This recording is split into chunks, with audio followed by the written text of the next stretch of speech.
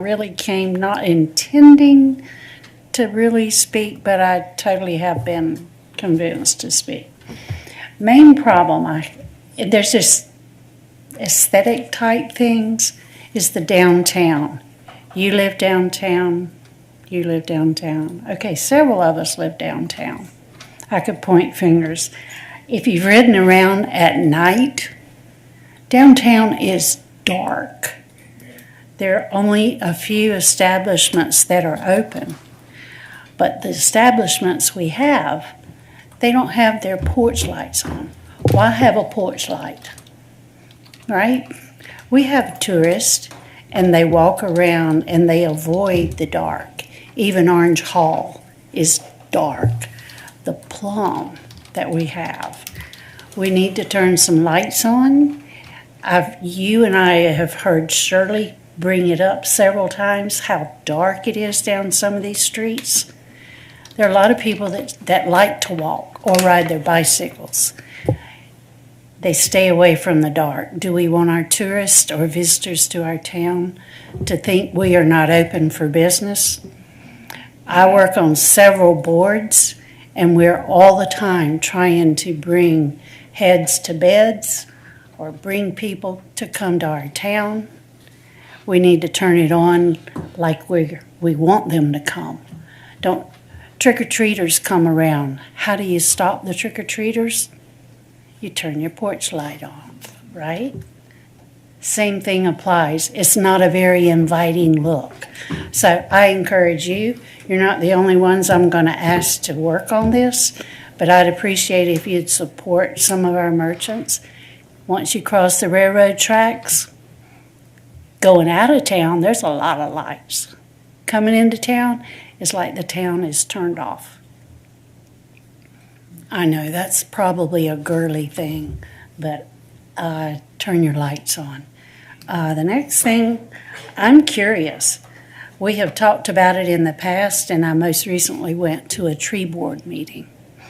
We have trees that are identified in our town that are on a list of historic register or whatever, 12 or 13 of them. Do we have a truck route?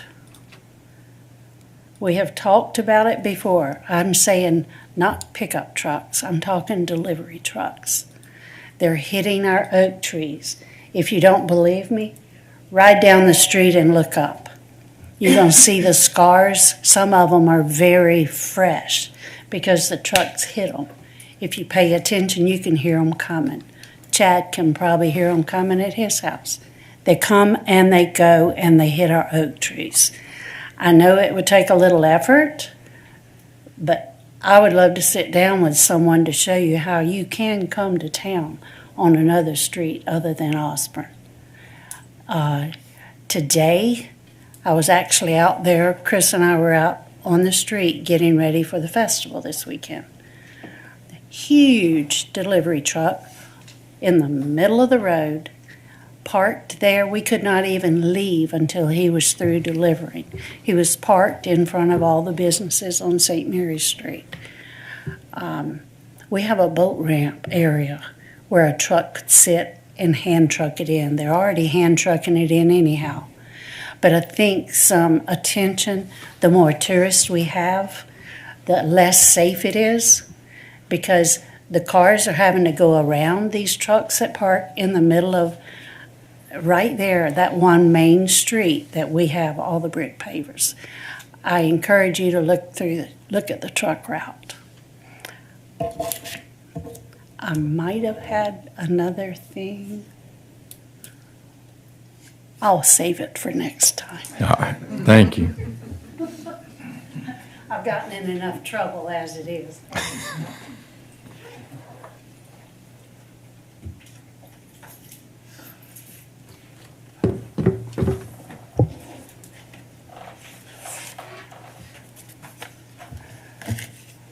Larry White, 102 Sylvia's Court, St. Mary's. My wife and I went to the senior center today. There's going to be a speaker about providing non-emergency transportation to the seniors. And that's what I was looking at, because I'm getting to the age where eventually I won't be able to drive anymore, neither will my wife. So So I need to find out about transportation. Speaker was supposed to be there at 10:30. All right. We got there about 10:15. We sat up in front and we waited till finally about 20 minutes till 11. I finally went in the office and talked to the senior center manager and asked her what happened to the speaker. She said, well, they're late. I don't know if they're coming. And they've been trying to get a hold of him this morning, and they couldn't get a hold of him. I was thinking to myself, well, if I was going to have a speaker come in, I would have checked him the day before. So eventually, my wife and I finally left. There was no speaker. While I was waiting for the speaker to show up, I walked around the senior center to all the rooms in the back. When we first, and I will admit I haven't been to the senior center for a long time. When I first went there several months ago, those rooms had chairs, tables. There was a game room, there was a puzzle room. They had a room where they still have the pool table and the ping pong table and the basketball shoot thing. But when I went back there today, half the rooms were empty. No tables, no chairs. So in my mind, why did the city go ahead and, with the help of somebody else, purchase that building and open that senior center if they're not going to use all available space in the senior center? In my mind, that's just a waste of building space. Right now, from what I could tell, not only are they feeding the people in the main room, but they also have all the games they conduct are in the main room, and just about everything else they do, plus putting puzzles together, is in that main room. And that's not right. I thought the city purchased that building with the intent at the senior center to have individual rooms for individual activities, not have everything in one room. Now, I know why that's happening, because too many of the seniors complain about that. They want to play their games and eat in the same area, and that's not sanitary. You don't want people eating on the same tables that you're going to have people playing games on, especially in this climate where we got the flu coming up, the COVID's going to be coming, and luckily my wife and I got the COVID shot for the seniors. There's not too many places in St. Mary's that are available, and right now the only one I know of is at Walgreens in Kingsland. So if anybody's listening that are seniors, that's where you need to go to get your COVID shot. Plus you have to have a prescription from your doctor to get it. That's changed too, since this federal government stuck their nose in it. Used to be you could get it and not have to have a prescription, but now you do. Also notice while we went to the senior center, because I don't go upstairs very well, we came up the ramp into the senior center. Right at the base of that ramp is where you have your downspouts coming down from the building. So if it's raining any type hard, all that water's going to come down right on that entrance to the ramp for people to go up. And that's where when the bus stops to let off the seniors, that's where they all come up, is on that ramp. Now you're just waiting for a slip and fall to happen at that entrance to that ramp. And I know the city's gone through one lawsuit about a trip at the old senior center at Davis Street. And luckily, that was dismissed. But this time it may not be dismissed. If one of the seniors trips and falls because you've got water rushing out of that downspout, something's going to happen. Now, I talked to the director about that, and she said she's already told the city about it, Public Works, and nothing's been done about it now. We're coming up on some heavy rain this weekend and Monday and Tuesday, so be careful. All right, you may put a little rush on that order.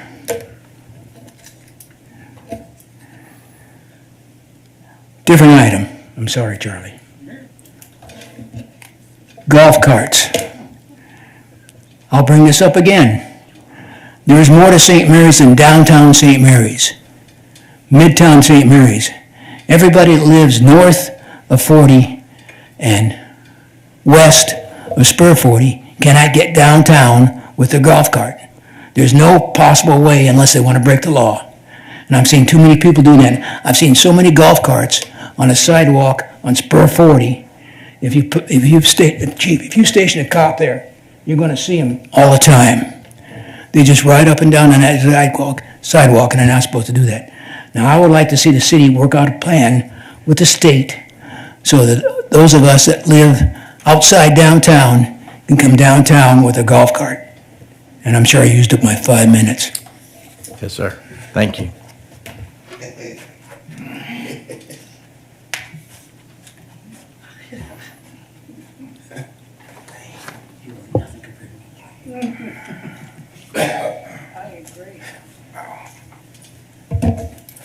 Bert Seals, 816 Riverview. I didn't come to this meeting. I didn't know about this meeting, so I'm catching up with some of the stuff. In support of a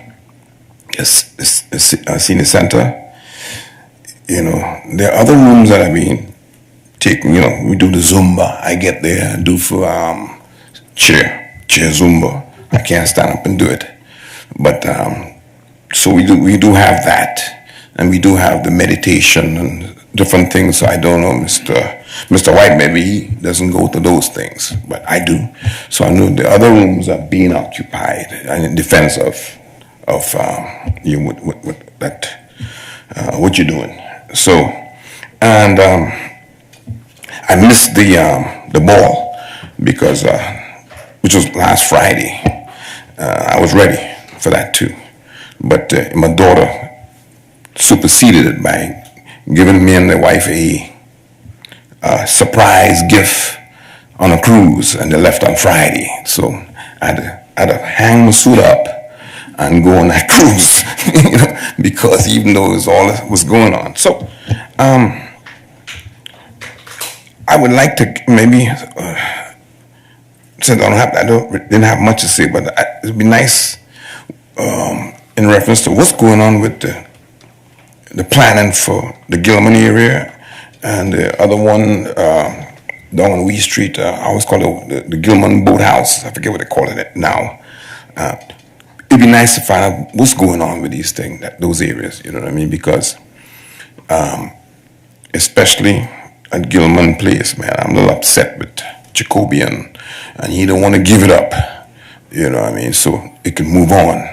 But I think, I don't know what can be done. I know this is in court and this, so. So as far as the Cumberland Inlet property, the old paper mill site, the next, I guess, date is October 15th is when the bankruptcy court is supposed to decide between the plan offered by Mr. Jacoby or the plan offered by the Joint Development Authority.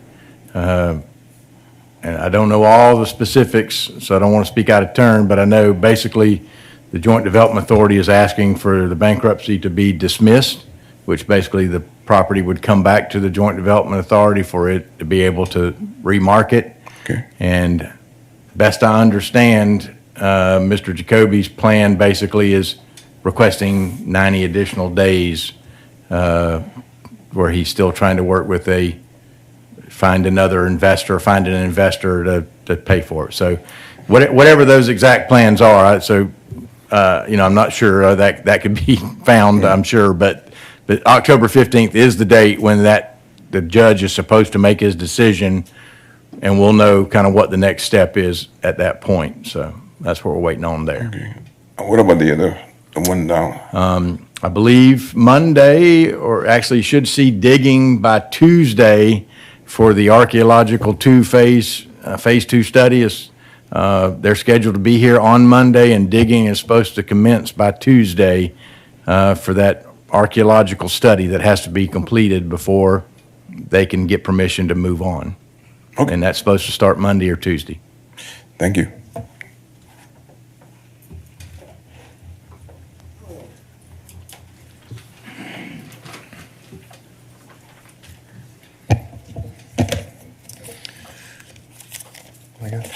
How's everybody doing tonight? I'm Mark Fouts, and I live at 310 West Bryant Street. Just got a couple of things I wanted to ask about.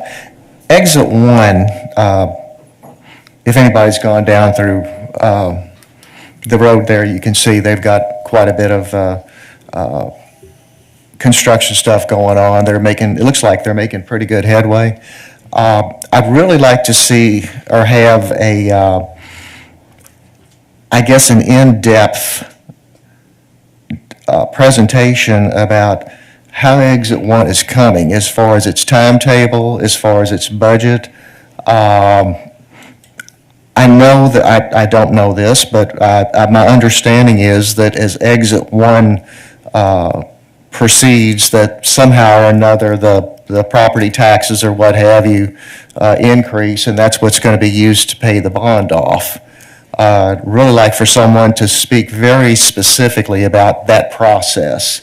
Do they write a check to the city or to the JDA or whoever has that bond to pay for it, and do somebody else write a check to the bondholder? I don't understand how the money moves around, and I'd like to understand that just to make sure that it looks like it's on time. We may be in better shape with the bond than anybody knows. But certainly that's something I think all the citizens are very interested in, is just exactly where are we with that bond as far as paying it off and the dollars that are necessary to work with that. The other thing that I wanted to talk about, sorry, two other things. Jamie and I talked about it a little bit earlier.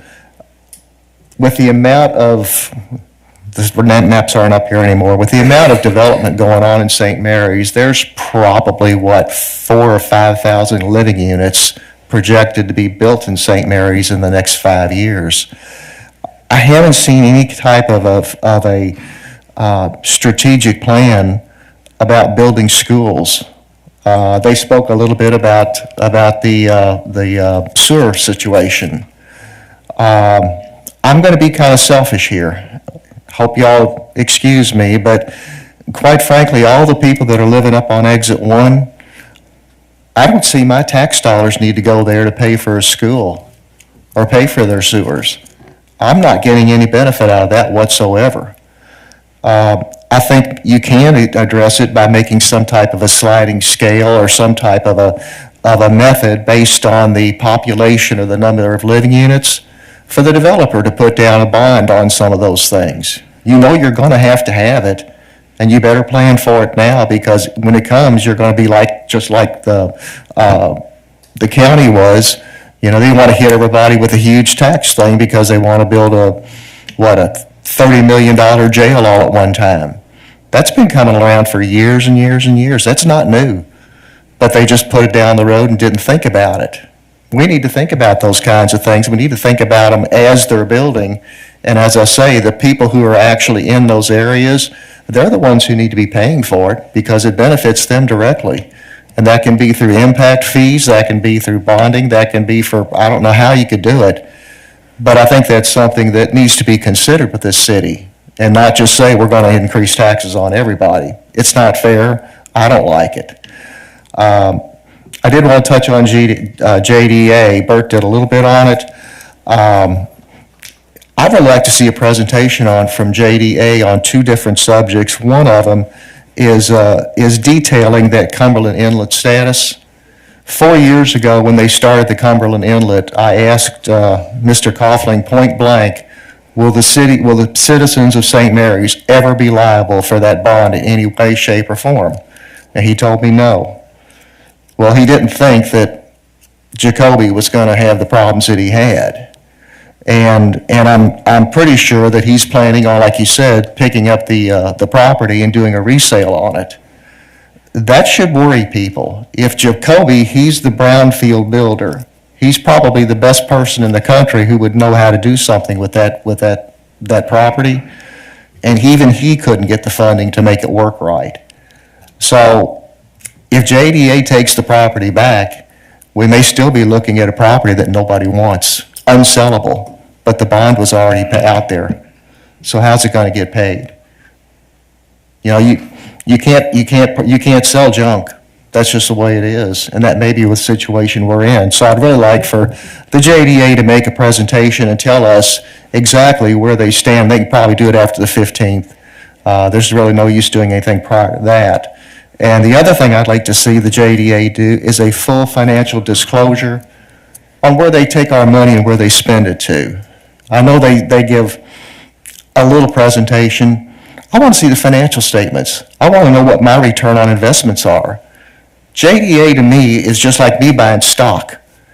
When I buy stock, I look at the financial statements on them. I want to know what I'm getting. And when I buy it, I get an annual report. I want to know what my return on investment is. I want to know the revenues. I want to know the expenses. And I want to know the same thing with JDA because they take in millions of dollars, and I want to be sure they're doing what they're supposed to be doing. Because at this point, quite frankly, I don't see them really making a lot of headway. I'm not happy with it, but I don't know if I'm expecting more than I should be. But I think JDA, they should be doing this on an annual basis for St. Mary's and for the county. Everybody needs to understand where JDA is, and if they're not meeting expectations, somebody needs to call them out on it. There's too much money involved in it. Thank you. Thank you.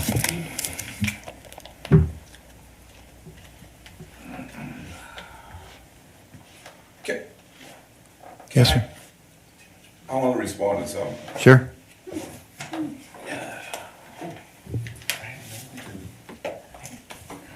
This will be quick. When we're talking about 816 Riverview Drive, okay. When we're talking about taxes and, slide, that don't work. You know what I mean? I know what he said. Some of us wasn't able to produce in terms of putting money into a system because we were poor. You understand? And so hopefully the bulk of the folks who could afford carried it. And hope that somewhere down the road, that when we were able to carry it, or further carry it on down the road, that they will fall in line and pay some monies or taxes and not complain too much. You know what I mean? Because I can't answer for everybody else, but I can answer for myself. I know what it was when you don't have a damn cent and you were poor. You know what I mean? And people carrying that load. So in St. Mary's here, we in a kind of situation here where not everybody carry a load. However, I don't think they could do a sliding rule. When you're taxing, you're taxing. Everybody gonna have to pay. You know what I mean? So, when you come to that, I think some folks don't think it's fair, but I went through that and I think it's fair because I know I am able to do it and I pay my fair share. That's all I want to put out there. Thank you. Thank you.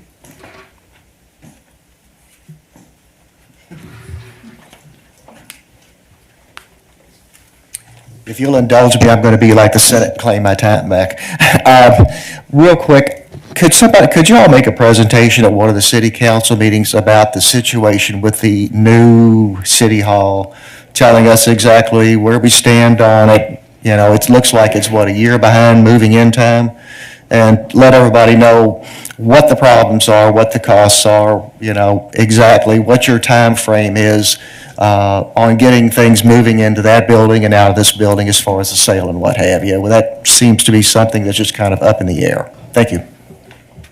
Just to say that, for several months ago, we had some initial bid presented and council thought it was too much. And we went back to the drawing table to try to reduce some of the expenses associated inside the building. A new plan has been put together and is being finalized with some of the final, engineering parts of the drawing so that it can go out for bid. But the plan has been revised and should be going out for bid again.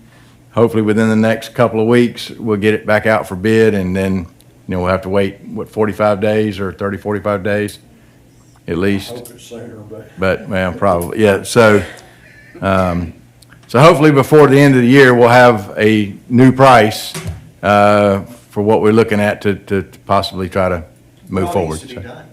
Excuse me? What needs to be done? What do you mean? What are you bidding on?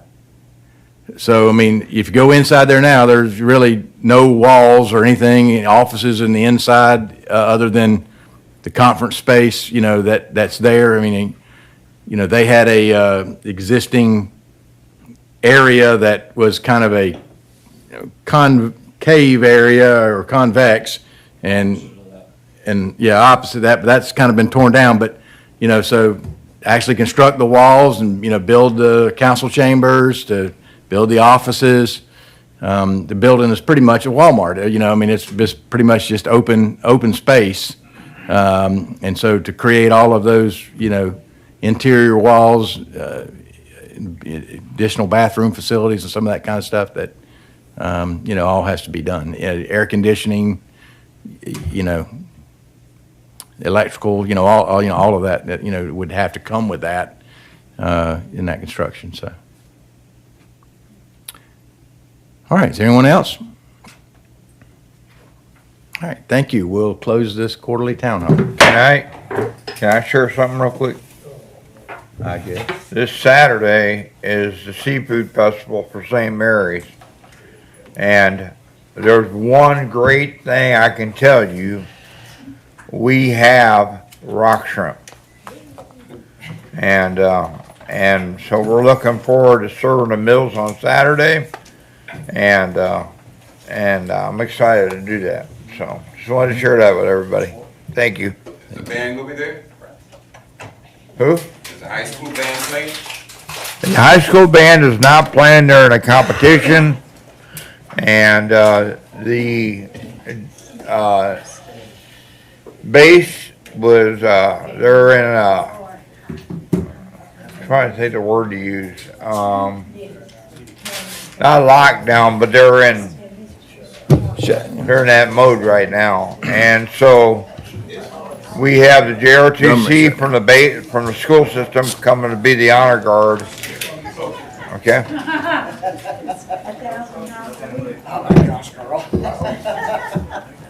do 1,000 miles on board.